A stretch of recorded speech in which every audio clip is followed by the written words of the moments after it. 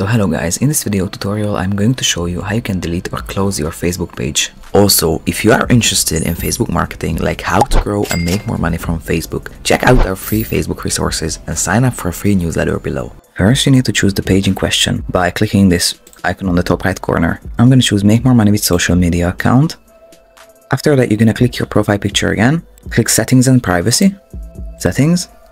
Now you're going to scroll down to your information, click access and control. And now Facebook is going to inform you that you can also deactivate your page, which is temporary, but deleting your page is permanent. So now we're going to click delete page and click continue. Facebook tells you can also download your information so it doesn't get lost, and you can also transfer a copy of your information. Now you're going to click continue. Now Facebook is going to require your password to proceed. Now Facebook tells you that if you delete your page, you're going to have 30 days to reactivate it. Now you're going to just click continue.